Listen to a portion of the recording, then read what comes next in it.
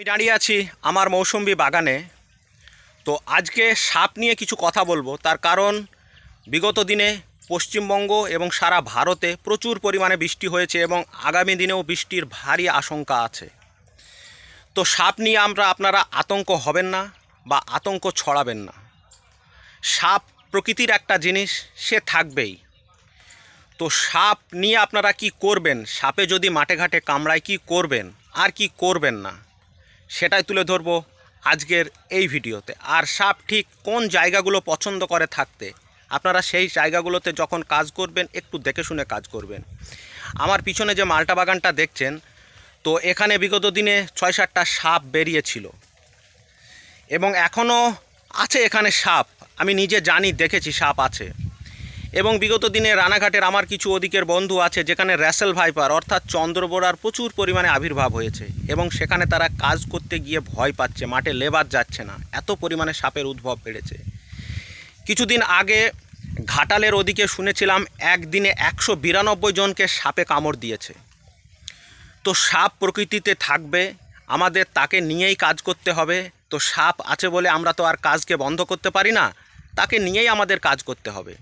তো আপনাদের যদি সাপে কামড়ায় আপনারা কি করবেন? মাঠে কাজ করছেন কিন্তু কোনো কারণবশত আপনাকে কোনো কিছুতে কামড় দিয়েছে, আপনি দেখেননি, হয়তো বা সাপে, হয়তো বা অন্য কোনো পোকাতেও কামড়াতে পারে। কিন্তু যদি আপনার মনে একটু সন্দেহ জাগে যে আমাকে কিছুতে কামড় দিয়েছে বা সাপের কামড়ের একটা লক্ষণ থাকে, যদি মনে আপনার একটুও সন্দেহ জাগে যে আমাকে কিছু কামড় দিয়েছে, দেরি করবেন না। আপনার জীবনের জন্য ১০০ মিনিট সময় আছে। আপনি দ্রুততার সঙ্গে বাড়ি গিয়ে আপনি নিকটবর্তী হসপিটালে যাবেন। সেখানে সমস্ত হসপিটালে এখন অ্যান্টিভেনাম অ্যাভেলেবেল আছে।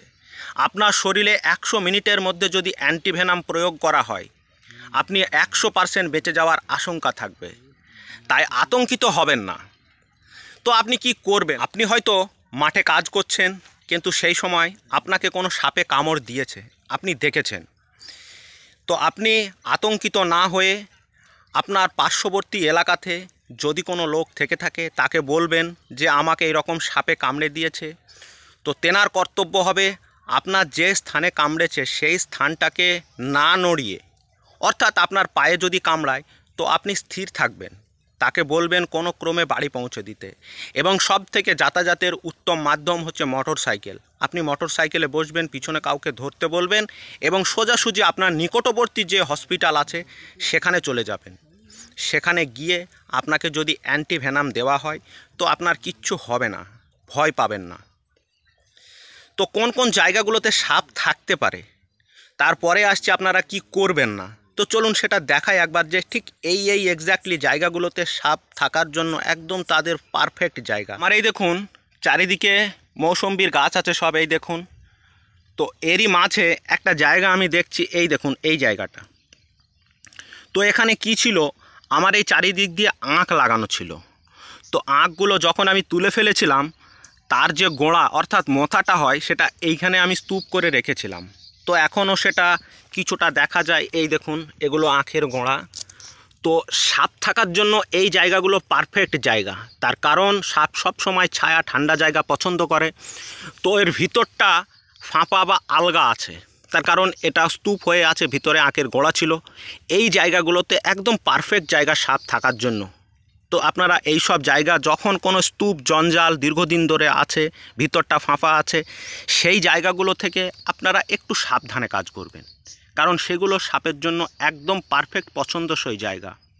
তো আমি কোনখানে সাপ দেখেছিলাম বা কোনখানে ৭-৮টা সাপ বেরিয়েছিল, চলুন সেটাও একবার দেখাই। এই জায়গাটাকে আপনারা লক্ষ্য করুন, এটা একটা পেঁপে গাছ। তো এই জায়গাটাতেও আমি ওই আঁখের গোড়াগুলোকে স্তূপ করে রেখেছিলাম। তো এই দেখুন এখন এই জায়গাটা, ওই দেখুন আঁখের গোড়াগুলোকে স্তূপটাকে ভেঙে দিয়েছি। এই পেঁপে গাছটা আছে। তো যেদিনকে এই স্তূপটাকে ভাঙছিলাম এইখানে আমি, তো এখানটাতেই ৬-৭টা সাপ এইখানেই ছিল।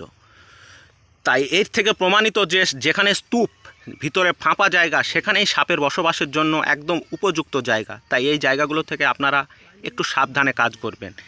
তারপর আমি কি করলাম, এই দেখুন বাগানের যে আবর্জনা ছিল চারিদিকটা আমি একদম, এই দেখুন সব কোণগুলো সব পরিষ্কার করে দিয়েছি, যাতে কোনো আবর্জনা স্তূপ জমে না থাকে। তো আপনাদের বাগান বা জমিতে যদি কোনো আবর্জনা থেকে থাকে সেগুলো আপনারা পরিষ্কার করে রাখবেন। আপনাদের যদি সাপে কোনো কারণবশত কামড় দেয় আপনারা কি করবেন না, আগে বলেছি কি করবেন, এখন কি করবেন না। আপনারা কখনোই সেই জায়গাতে কোনো কিছু দিয়ে বাঁধন দেবেন না। হয়তো পায়ে কামড়েছে, অনেকেই দেখবেন তার উপরে শক্ত করে বাঁধন দেয়, কখনোই বাঁধন দেওয়ার দরকার নেই। তারপরেও অনেকে কি করেন, যে জায়গাতে কামড়েছে সেখানে কেটে দেয়। কোনো ক্রমেই কাটবেন না, যেমন আছে তেমন থাকবে। অর্থাৎ এক কথায় যদি আমি বলি, আপনাকে সাপে কামড়েছে, আপনার কিচ্ছু করার দরকার নেই, কিচ্ছু করার দরকার নেই। আপনি তেমন অবস্থাতেই হাসপাতালে চলে যান। আর যেটা না বললেই নয়, দয়া করে কোনো ওঝার কাছে যাবেন না। ওঝার কাছে গেলেই আপনার বিপদ কিন্তু ডেকে আসবে। তো ওঝাদেরও একটা রহস্য আছে, তো সেই রহস্যটা যদি না বলি ভিডিওটা অধুরা থেকে যাবে। তো ওঝাদের রহস্যটা কি? ওঝাদের রহস্যটা, তারা একটা বিশ্বাস অর্জন করেছে। তো কীভাবে বিশ্বাস অর্জন করেছে? হয়তো ধরুন কেউ মাঠে কাজ করছিল, তাকে কোনো কারণবশত কোনো ঢোড়া সাপে কামড়েছে। ঢোড়া সাপ আপনারা বোঝেন তো, ঢোড়া সাপে কামড়েছে। তো সে সাপে কামড়েছে, সাপটাকে দেখেনি, সে ওঝার কাছে গিয়েছে। তো ঢোড়া সাপে কামড়ালে তো এমনিই কিছু হবে না, ঢোড়া সাপের বিষ নেই। তো ওঝা তাকে কিছু শিকড় টিকড় ঝাড়ফুঁক একটু করেছে, সে সেরে গেছে। বাকি মানুষ যখন দেখেছে যে না রে, অমক ওঝার কাছে অমকজনকে সাপে কামড়েছিল, সে গিয়েছিল, সে ঠিক হয়ে গেছে। তো আপনি যদি ওঝার কাছে না যেতেন তবু আপনি কিন্তু ঠিক হয়ে যেতেন, কারণ আপনাকে ঢোড়া সাপে কামড়েছে। তো এই থেকেই ওঝারা একটা বিশ্বাস অর্জন করেছে যে অমক ওঝার কাছে গেলে সাপে কামড়ালে নাকি ভালো হয়ে যায়। দয়া করে এই ভুলগুলো আপনারা করবেন না। যদি আপনাকে কোনো বিষধর সাপে কামড়ায়, কোনো ওঝার তার বাপদাদার 14 গোষ্ঠীর ক্ষমতা নেই তাকে প্রাণ ভিক্ষা রক্ষা করা। তাই অবশ্যই আপনারা নিকটবর্তী হাসপাতালে যাবেন। বারবার করে যেটা বলছি, সেটা আমি বলিনি, যারা সাপ বিশেষজ্ঞ তারা বলছেন যে বারবার করে আপনারা ওঝার কাছে না গিয়ে আপনারা নিকটবর্তী হাসপাতালে যান। প্রত্যেকটা হাসপাতালে এখন অ্যান্টিভেনাম অ্যাভেলেবেল আছে। তাই হাসপাতালে গেলে 100 মিলিগ্রাম অ্যান্টিভেনাম 100 মিনিটের মধ্যে আপনি যদি পৌঁছে যান, 100% আপনার বেঁচে যাওয়ার সম্ভাবনা থাকবে। তাই ভয় পাবেন না, আতঙ্কিত হবেন না, নিকটবর্তী হাসপাতালে যান। তো যাই হোক, আজকের ভিডিওটি আর দীর্ঘায়িত করলাম না। ভিডিওটি আপনাদের কেমন লাগলো? যদি আপনাদের একটুও ভালো লেগে থাকে অতি অবশ্যই আপনারা ভিডিওটাকে শেয়ার করবেন। কেন শেয়ার করেন না আপনারা? দেখুন, শেয়ার করতে তার পয়সা লাগে না।